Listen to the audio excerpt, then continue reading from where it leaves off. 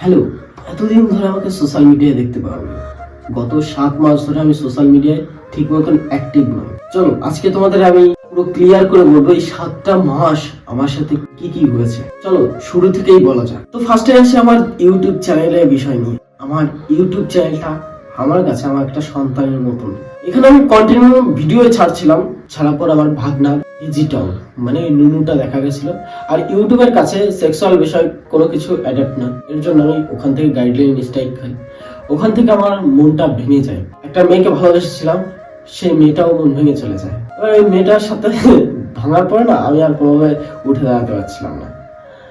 তো যাই হোক, তোমাদের ভালোবাসায় আবার আমি ইউটিউবে এসেছি, আবার ইউটিউবে ধামাল করব, বাওয়াল করব, ঠিক আছে? তো যাই হোক, তোমরা আমার পাশে থেকো এবং একটু সাপোর্ট করো, এটা হচ্ছে বিষয়। তো যাই হোক, এই 2024 সাল আমার কাছে একটা ঐতিহাসিক সাল, যেটা 2 বছরের ভালোবাসাও কেড়ে নিল, আর ইউটিউব চ্যানেলে অর্ধেক ক্যারিয়ারটাও কেড়ে নিল।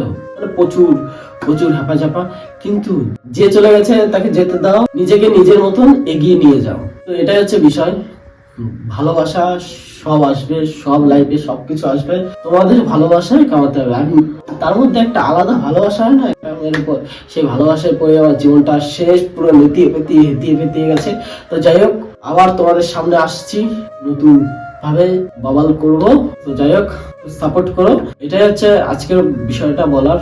আর কি বিষয়, মানে মেয়েটা মন ভেঙে চলে গেছে, এসব বিষয় আর জানতে চাও না, কারণ মেয়ে মানুষ কখনো এক পুরুষে আসক্ত নয়, মেয়ে মানুষ হাজার পুরুষে আসক্ত। এখন তোমরা বলবে ছেলেরা তো হাজার নারীতে আসক্ত হয়, কিন্তু না ভাই, ভুল কথা। যে মেয়েকে একবার মন দেয় সে মেয়ের মন জয় করে নিয়ে আসে, এটাই হচ্ছে বিষয়। কিন্তু মেয়েরা যে মনটাকে টুকরো টুকরো করে সবার মাঝে বিলিয়ে দেয়, ছেলেরা পারে না। ছেলেরা যাকে ভালোবাসে তাকে মন থেকেই ভালোবাসে, হৃদয় থেকে ভালোবাসে। তো যাই হোক, সাপোর্ট করো।